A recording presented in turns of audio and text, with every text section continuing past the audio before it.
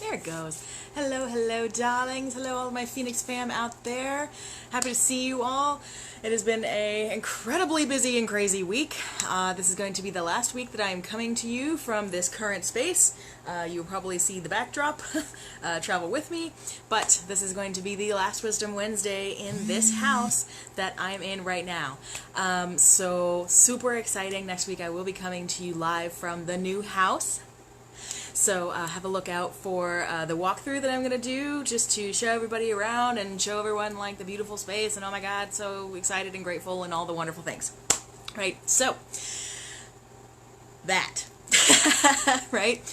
So tonight for Wisdom Wednesdays, I wanted to take this opportunity, as it is the last night in this house, to answer some of your questions. So some of you reach out to me fairly often, and I absolutely love it. And you ask me some really, really poignant questions. And some of these I have started to gather up and just build a little list of them. And so I think I might add this as a reoccurring thing, just to be answering your questions. Sometimes, you know, you just ask me, I kind of, you'll shoot something to me out of the blue. It's like, hey, Daniela, you know, like for instance tonight, what the hell is happening? You know, I put my keys down on the counter and I turn around and the feckin' keys are not there. What's going on? Is there something going on? Is there anything I can do about it? Like, what's going on? And then another one that we're going to address tonight, too, is what does the death of the ego actually feel like? And this is another one that I've seen actually come up fairly often. This is one I've seen come up in another group that I follow. With a lovely colleague of mine, Christina, and she answers this question as well. So maybe my answer will be a little bit different than hers, just because our perspectives are a little bit different. But looking forward to answering your questions. So I guess we'll just get started. All right. So of those two, I guess we'll start with the ego death one. Excuse me. So as we go through, we're going to start with this ego death one, and then we'll move to the losing our shit and it popping back in randomly into our reality and going, what the fuck? So this has definitely happened to me more often than I can count. And so we'll go into these things, because these are some of the questions that you have asked me, and I've been loving making a list. And I was like, why don't we just bring it on and actually just make this part of Wisdom Wednesdays. So, ego death. That is a huge topic, especially in the metaphysical, spiritual community.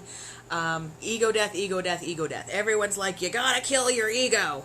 You gotta, destroy the ego. The ego is everything that is in the way of you manifesting your most beautiful life. And in a way, they're kind of right. But also in a way, it's kind of distorted, like many things are, right? So, when I consider ego death, for a long time that concept really had me hung up, because it's like, I don't want to lose a part of myself, And when it's put in a way like ego death, that's really what it makes you feel. And so, more often than not, there's that part of the self that doesn't want to let go of any other part of the self, because we feel like we've worked really hard to become who we are, whoever that is, and we don't want to let go of it. Plain and simple, right? And that's totally understandable. So what I like to try and translate that into is, instead of ego death, it's more of like reintegration of aspects, and also letting go of things that no longer serve. In the sense that, kind of like in the Marie Kondo sense, where you let go of some of those possessions that you have that no longer fill you with joy. I kind of relate it to that. So if there are aspects of yourself, like you are triggered by certain things and you realize that it's not really serving you in your life to be triggered by these things, or maybe you have some habits that you are coming to realize is like, maybe I shouldn't be eating that whole half a sleeve of Oreos at midnight. Maybe not serving me. And maybe it still is. Who's to judge? Certainly not me. Because we've all been there. Let's be real. Right? We've all had our hand in the Oreo cookie jar and in the pint of ice cream, let's be real. But when it becomes a habit, that's a thing. But just for instance, there may be some things that as you are going and progressing through this path that you're on, you are kind of noticing maybe some aspects about yourself that you're like, do I really need to continue to do that? Much like the Marie Kondo idea of moving out the stuff that no longer serves, that's ego death. We're moving out the stuff that no longer serves, in the sense that we are letting it fall away. You can indeed take a moment and give reverence and respect and even mourn that aspect of yourself that you are letting go. Sorry, I just have like things going on. Something came in. Ugh, whatever. Talk about being triggered. Anyway, so these things, it's more about realizing what is no longer bringing you joy. If something is still bringing you joy, if eating the whole sleeve of Oreos or having a cigarette or having a glass of wine or whatever is still bringing you something, then you don't have to kill it. That's another thing too, that in our community we've really kind of got it all twisted and wrapped around the axle that you can't be spiritual if you're not vegan, and you don't drink and you don't smoke and you don't do this and you don't do that and you don't do the other. Bullshit. I'm lovingly calling bullshit on all of that, because I have been hyper spiritual all my life and do all those things. Occasionally. I mean, I have a drink. I have a cigarette every once in a while. May even have a little, like California lovin'. Does that make me not a spiritual person? No. Do those things still serve me in my enjoyment of this experience on this planet? Yes. Why not? But if you've come to a place where you realize that you don't have a healthy relationship with any of these things, whether they be food or alcohol or certain aspects of your personality or whatever, that is when you can go, well, maybe it's time to Marie Kondo it. In that sense, that you can take a moment and go, I realize this is no longer serving me. I realize that this may have served me in the past, but it is no longer bringing me joy. You can literally do this with anything, not just a physical object, but these things about ourselves. So that is what it feels like for me, and what I try to have my clients go through, and students, and all of these things. Oh my goodness, lady. Bless her heart. That woman, bless her. Lord bless her. She needs it.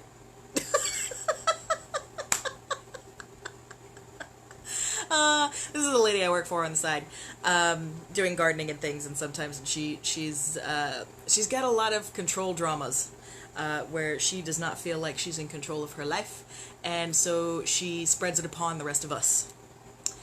Super fun. Hey, Miss Tara, good to see you, darling. So back to the ego death, speaking of which, right? So if there are those things that you realize that are not serving you anymore, like you're looking, and you're taking stock in your life, and you go, you can Marie Kondo it. And take that moment, now that I can get back to the point, and take that moment and go, you know what, this may have served me in the past, this may have provided, the feelings of safety or security, or this, or this, or this, or what have you, but it is no longer bringing me joy now. As I am moving more towards my true authentic self, moving towards the person I want to create to be, there are going to be some of those things that you want to let go. And so you can just take a moment. You can do it in meditation. You can do it while you're driving. It doesn't really matter.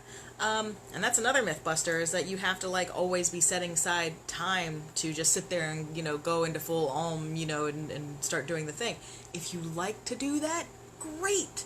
Do you have to? Not necessarily. So you can take that moment and say, hey, this aspect of self, this habit, whatever, and say, hey, I appreciate what you have brought to me. I appreciate what I have learned from this aspect. I appreciate that now I can see this aspect and can have learned from it. But it's time for you to go. So thank you. Thank you for everything you have taught me. Thank you for everything you have shown me. I lovingly release you now. And if you have to do that a couple of times, even if you have to catch yourself later on, because, sometimes personality traits are a little harder to get rid of than that old pair of pants. Let's be real, right? Just do it again. Does that mean that you're failing at releasing those things if you have to do it again? No, not at all. How did that trait get put in place in the first place? We talk about this a lot. Repetition. So sometimes it's gonna take a little bit of repetition, a little bit of catching yourself in the moment and going, oh, that's not how I want to react. Thank you. Thank you for helping me catch that. I lovingly let you go. Thank you very much. Thank you. Move it out. And that's all you have to do. It doesn't have to be a really big ceremony. You don't have to get dressed in all black. It was funny. I'm like in my one black caftan. But if you wanted to, you could actually have a morning ceremony. If you feel like that's something that would help you move through that space and come out on the other side closer to the person that you want to be, then, hey, Miss Amanda, good to see you, babe. If that's something that you want to do, then you can do it. The more and more I get into this, the more and more I explore my own spirituality, and the more I get helped by mentors and wonderful people and all of these groups and women's circles and things, the more I come to realize that there is no right way to do anything. Literally. There's no wrong way to do it, and there's no right way to do it. Hey, babe. If it serves you, do it. If it doesn't serve, you can respect and honor and say, hey, thanks, move on out. And again, sometimes you may have to catch yourself and do it a couple more times, as you go throughout the weeks, or this or this or this, but you will notice that the more you catch yourself and you just say, hey, and you're not judging yourself, you just go, hey, wait, that's not how I wanted to act. Hold on. Okay, thank you for showing me this in this moment. I'll let you go. And just keep doing that, but you'll notice that the more you do that, the less you'll have to do it. Because what you want to be doing, the way you want to be acting, or this or this or this, will actually begin to transform. Sometimes I've actually noticed that it's kind of invisible, in the sense that you'll be going along on your journey, right? And all of a sudden, there will be something that will come up that would have had triggered you, right? But you don't respond that way. You just go, oh, wait, didn't I used to respond differently to this? Oh, yeah. Oh. Ooh. Right? You actually realize that you've kind of just let it go on your own, and there was no real need for a mourning or a death. That's the whole thing about ego death, especially in our community, is that, everyone is so harping on you have to get rid of the ego, you have to get rid of it, you have to get rid of it. Do you? Do you really? In the sense that there are some aspects of our ego, which is, I'm going to start rephrasing as a protective personality. There are some aspects of that serve. There are. We couldn't be human and, we couldn't be in here, right? If you didn't have that aspect. Think about that.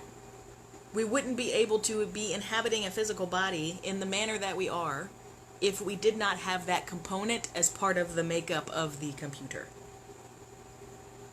As part of the operating system. So instead of trying to fire it, instead of beating yourself up for having one, instead of beating yourself up for not being able to let certain things go, just let it happen in its own good time.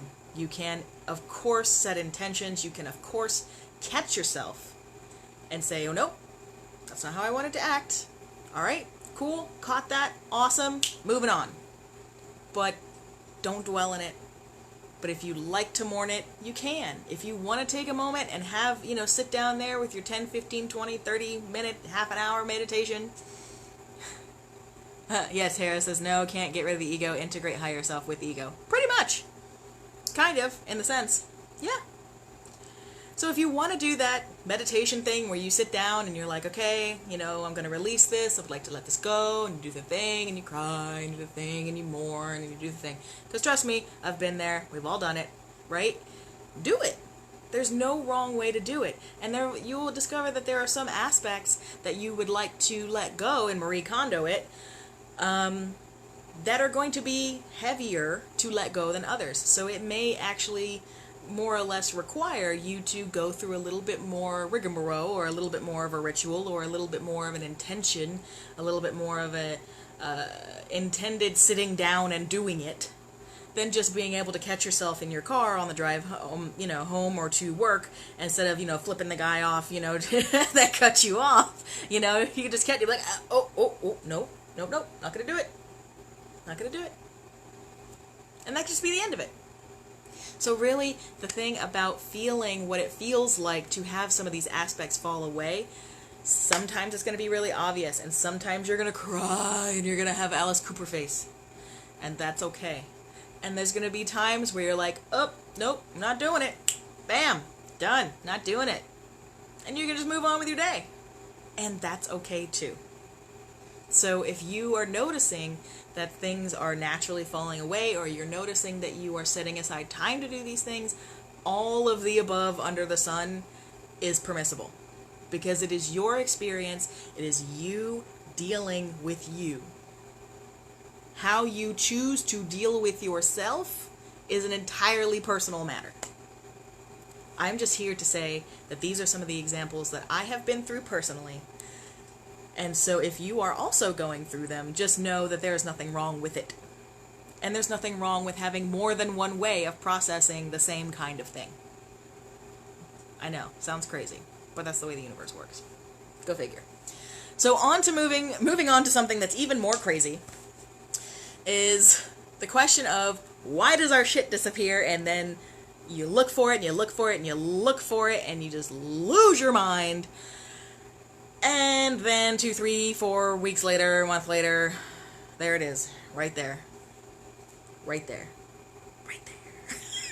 Right there. It's like, it was not there a minute ago. Have you guys ever had this? I'm sure you have. One of my favorite stories of this, right, is, so I remember this vividly when I was a teenager. My mom sets down her car keys, right? She sets her car keys down where she normally sets them on the desk or whatever, in the foyer on the way in. So then later on, she goes to go get her car keys because she's going somewhere or something. And she can't find them. No clue where the car keys are, none whatsoever. And of course, me being the only child, she assumes that I've done something with them. What on earth would I be doing with her car keys? At the time, I had my own car. So it's not like I was, gonna go joyriding in her car, right? So this goes on, and 2 weeks, no car keys, and she's had to use the backup spare, right? So then all of a sudden, I shouldn't say all of a sudden, randomly, I walk into the bathroom downstairs to do what you do in the bathroom, right?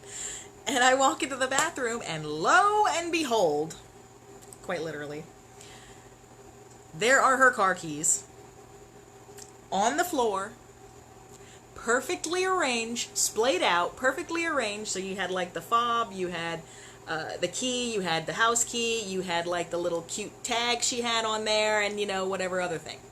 Perfectly splayed out on the carpet as if someone had arranged it. And I go, and so I pick them up. I should have taken a picture. If I'd have been smart, I would have taken a picture. So, right, being the only child, who's always apparently got their hand in the cookie jar, bless. Pick the keys up, and I go into the living room where my mom is, and I go, were these those car keys that you were looking for? And she goes, oh my God, where did you have them? That cracked me up. It always cracked me up. Well, it cracks me up now when I look back on it, because back then it was pretty aggravating.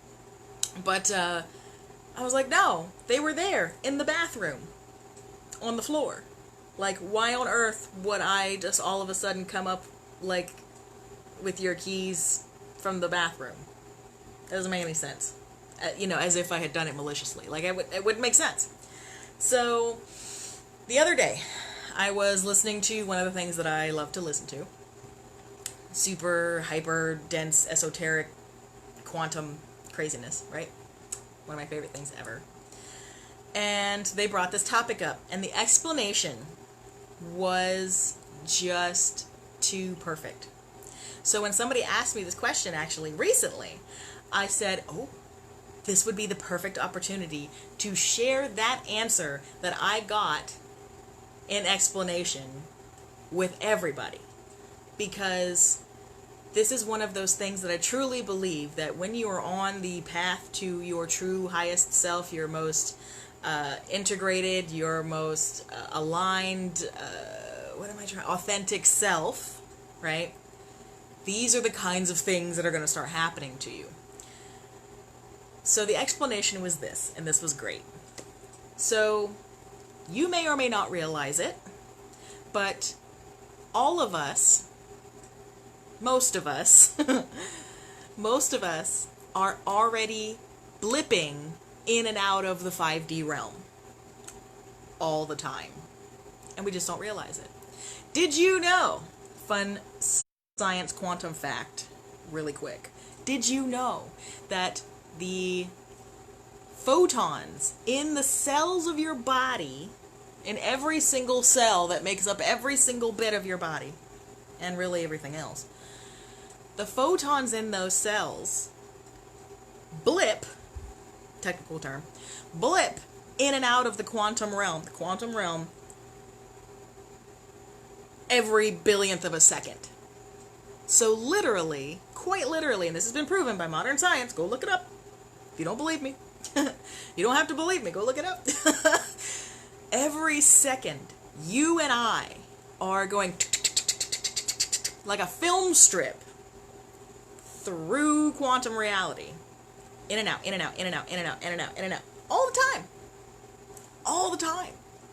And that is a lot of ways, and in a lot of ways, I should say, is what is giving us our ability to tap into, like, our spirit guides and our angels, do channeling, go into Akashics, all of that stuff that's held not in the physical, we are able to tap into in the physical, because we are blipping in and out of that world, very loosely, that realm, that dimension, that beingness, every second of every day, all the time. It's just so fast that our linear brain isn't catching it. But it's what's happening.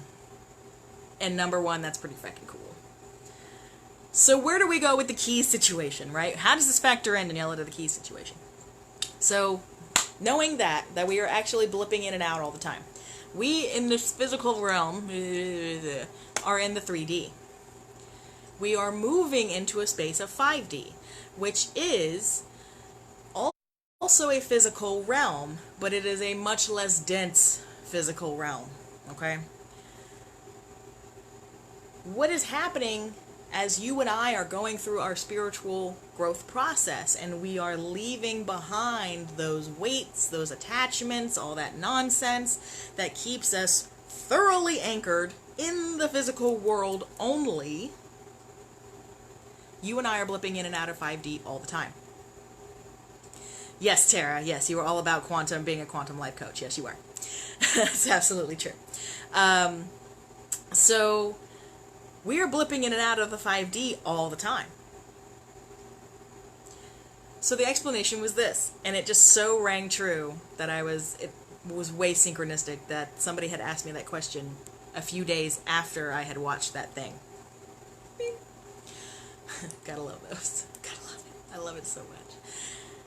So what's happening is we are putting our item down, more or less, while we are in a phase, energetically, vibrationally, at a rate, in 5D.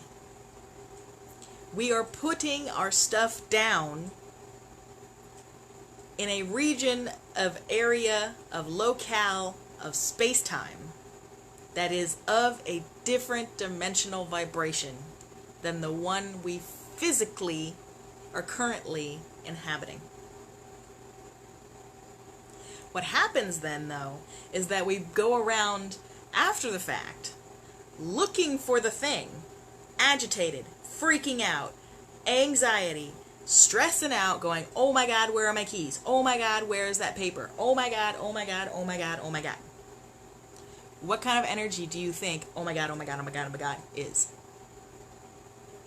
Not 5D, tell you that. So the explanation is that we are literally putting our things down while we are in a 5D. Hey, April, babe. We are putting our things down. I know, right? Mind blown. I had the same reaction. God, I love this quantum stuff. We're putting our items down while we are in a higher vibrational state. Everything's cool. We're jamming. We're rocking. We're like, yeah, life is good. Do. You know, we are in a higher vibrational state. We put the item down and we go off and we do our thing. We go back to look for it later. This happens a lot with jewelry too, actually. There were some really fun stories about this happening with jewelry. I've had it happen with jewelry too, actually, come to think of it. We put our stuff down while we're in the good feels, we'll say, and then we go to look for it later. And of course, when we can't find it, if it's not exactly where we expect it to be, or in the fact that we are looking for it, we are, my mouth was trying to jam 4 words into one right there. Did you catch that? That was great.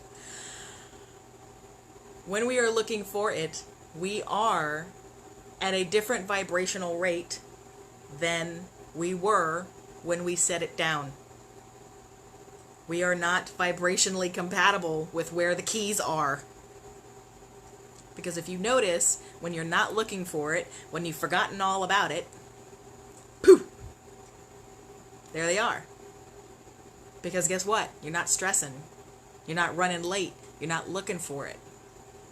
You are going along your merry way, raising your vibration and trying to stay high and, in the vibration and all of these wonderful things. And then there it is.